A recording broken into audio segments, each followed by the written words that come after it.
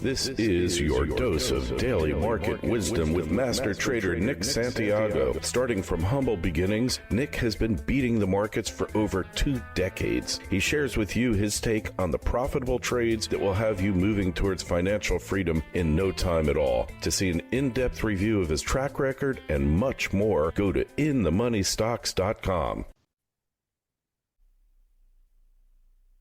Welcome. This is your daily dose of daily market wisdom with master trader Nick Santiago. I'm your host, Kerry Lutz. It's 11/8/23, and this is show number 540. Well, Nick, major indices surged since October 27th. Now they're taking a breather. Yes, Kerry. We had the indices on October 27th trade right around the 4,100 level. Today, we got as high as 43.87. I mean, it's been a tremendous 7-8 day rally. So the markets generally need to take a breather. You'll also note, if you're looking at a chart, if anybody's looking at a daily chart of the S&P 500, we're basically right into where the markets were basing in mid-October before breaking down. So that's just a natural resistance point. And but it's been an incredible run. If the markets are to go higher, they do need to stall out and take a breather and build a little consolidation pattern in order to continue up, or else if we go straight up, then we'll come back down. Nothing parabolic. That any parabolic move doesn't really last. Yeah. So, do you think these market rallies can continue, Nick, or what? Yeah. Well, I think you have seasonality in play. You have a very good pullback in bond yields, and we'll talk about them, I guess, in a few minutes. But there's some things out here that are working for the markets. You also had energy pullback. So, just with seasonality, and everybody should know too, the fourth quarter is usually very bullish on the third year of a president's election cycle. So, we have Biden's third year, and this is usually a pretty strong fourth quarter, historically speaking. Well, I used to read Barron's like every weekend. To come out on Saturday, sometimes get a Friday night, and I read it cover to cover. It was like my Bible, even though now I look at it, I can't believe I ever wasted my time doing it. But the one thing, Alan Abelson, remember, he was the lead editor-in-chief, used to say that every 4 years election time, he would say the Federal Reserve is doing what it does best, which is getting a president reelected.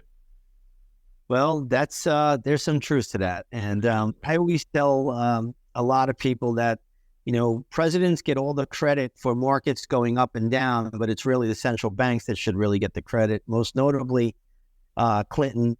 You could go to Reagan. These are two presidents that really benefited from the actions of the central banks. And everybody thinks that all these presidents, their policies move markets, but, it's really the policy of the central bank that really moves markets. It's liquidity and the removal of the liquidity that causes markets to go down. Punch bowl, right? That's right. That's correct. Got to pull the punch bowl away when the party's in full swing. Hey, so what the heck's going on with crude? It was up to $90, and now we're down to like mid-70s. Yeah, crude has definitely had a major pullback. Remember back when crude was at $96, Kerry, I said, I just don't know why it's up here. It's up here because OPEC and OPEC Plus were chirping, saying that they're going to do production cuts. But I would be bearish crude right now if it weren't for the Middle East conflict. That's still ongoing, and you never know if that even starts to escalate. So that's the only reason I would be, neutral on crude. Otherwise, I'd be bearish. Crude really has rolled over. It was at $90 on the 20th of October. Now here we are today at $76. So it's had a great rollover. I think we're going to go down and test the $70 level now. That's your next major daily chart support area. There was an interesting article in Zero Hedge. I know you watch it, read it regularly. And what it said, even though the administration has been so hostile to the petroleum industry within the country and has done everything it could to inhibit it, we're still producing record amounts of oil in this country, 13 million plus barrels a day, and it's going up like 5% a year, Nick. Yes, I did see that. About that article? Were you? Yes, I did see it. I did see it, and it's true. I couldn't believe it myself. I mean, I was really shocked by it because everything is doom and gloom for the oil industry. You know, they're defaulting on leases, they're reneging on leases. The federal government, they're doing everything they can, and these stupid tax laws and IRA and all this, and yet we're producing more oil than ever before. So what does that tell you? It tells you like the oil market is so market driven that not even the federal government can screw it up. Pretty much. And what people have to realize is that the green technology, so-called green technology, windmills and, all of these alt energy things, they're not really viable. They're not really working. And, I even was just seeing recently an article where there was a big charging station that's run by a diesel, by diesel fuel. And, you just have to chuckle at some of this stuff, the hypocrisy that's out there. But we're still, running on oil. This is an oil nation, and that's not going to change anytime soon, if ever. It can't really change because energy transitions can never be dictated by the government. Look, when we go back to the end of the 1800s, beginning of the 1900s, we have brown energy, and that was basically horses, and it was leading to an awful health situation, especially in New York City. The horse manure was piled up 5 and 6 feet high. Disease was rampant. The car comes along, and it's literally a godsend.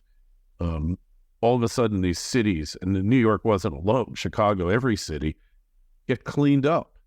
And the federal government did not dictate the transition from horses to cars. They had nothing to do with it.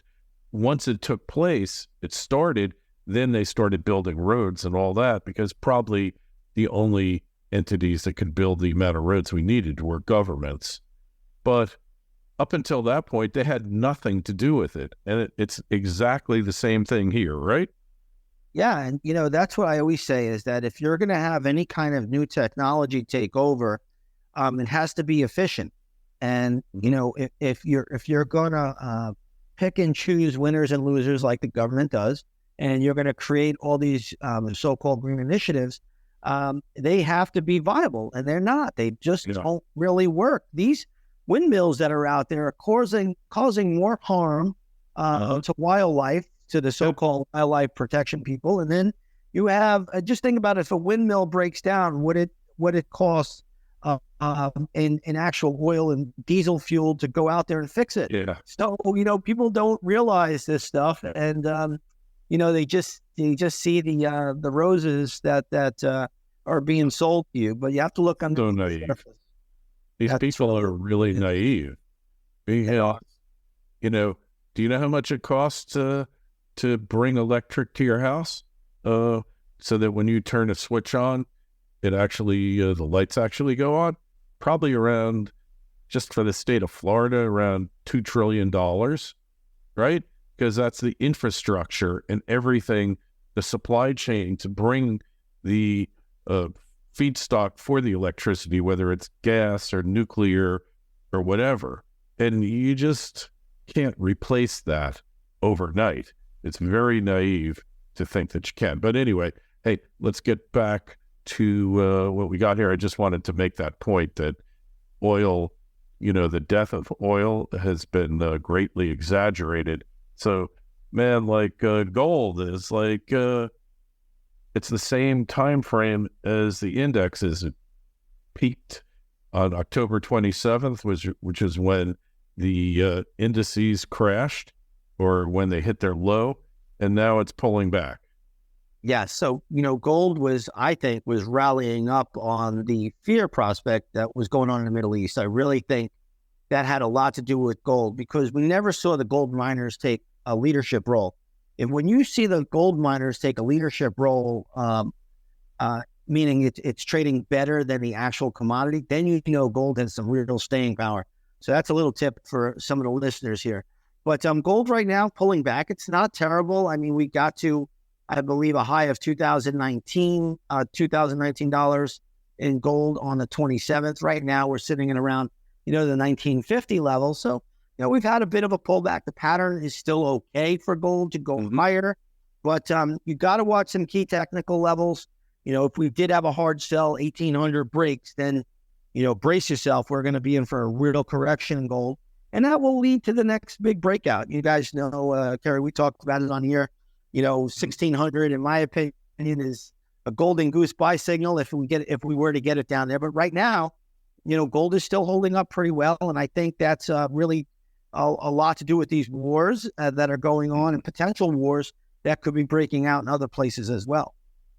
Yeah, well, it looks like the intent is to pile more wars on. That seems to be what their game plan is. I mean, we're in the war cycle, so I don't think we're going to see this stop anytime soon. I think it's going to be going on for years to come. So, just brace yourself, watch the pattern. I'll be watching the pattern over gold that is formed over the next couple of weeks, and we'll make some determinations. But, I had a very nice position in silver, and I sold out on it on the 20, I think it was the 20th I sold out.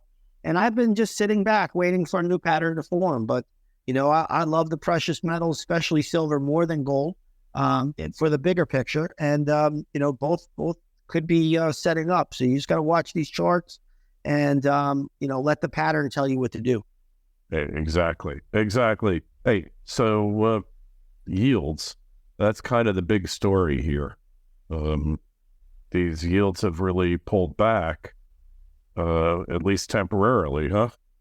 Yeah, yields have had a good pullback. I mean, we were trading around, the 10-year was around 5%.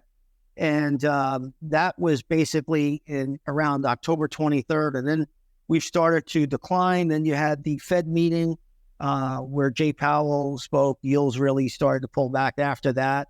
And now we're at 4.5% or 4.55% today. Yields could back off a little bit more. I wouldn't rule it out, but we're not going down, Kerry, to the 2% again, even 3%. Yields right now, I have a floor in them on the 10-year, probably around 3.7%, 3.75, roughly around that area. If they were to even tumble a lot further from here, which I'm not sure we'll see. Right now, I think there's still a lot of support, even around the 450, 440 level for the 10-year. And just to bring up yields, you want to keep an eye on that 2-year Treasury note yield as well. That has come back below the 5% level. Now, that is only down to around 4.3% today. So remember, if the 2-year starts to creep back into that Fed funds rate, which is around 5.25%, that would be problematic for the Fed and telling us that inflation could be on the move again. Okay. All right. And finally, Bitcoin, man, we're at like $35,000 for Bitcoin. What a shocker that was. Yeah, Bitcoin's had a tremendous move. Today it's backing off a little bit, down about 2%, but it's had a great run. It broke that weekly chart pattern that was bearish, and the best moves come from failed moves, and you've had a great pop in Bitcoin. This is all on the anticipation that a spot Bitcoin ETF is going to get approved. I think the courts kicked it back to the SEC. The SEC, in my opinion, has not been very constructive on that, getting a spot Bitcoin ETF, even though we have one for the futures. So we'll see what happens here. But either way, watch after that news is announced. If the news is positive and say BlackRock and Grayscale, they do get a spot Bitcoin ETF, it could be a buy the rumor, sell the news event. So just be aware of that. Okay, well, that is it for today. Make sure you go over to Nick's site, inthemoneystocks.com. See how he's beaten the averages for decades. The Twitter feeds are at ITMS, at Nick Santiago01, at Kerry Lutz. And of course, your emails are welcome. Send them to kl@kerrylutz.com. And hey, if you're on the YouTube channel, please post your comments below. Like, share, and subscribe. Nick, we will talk to you on Friday. That was good, Kerr.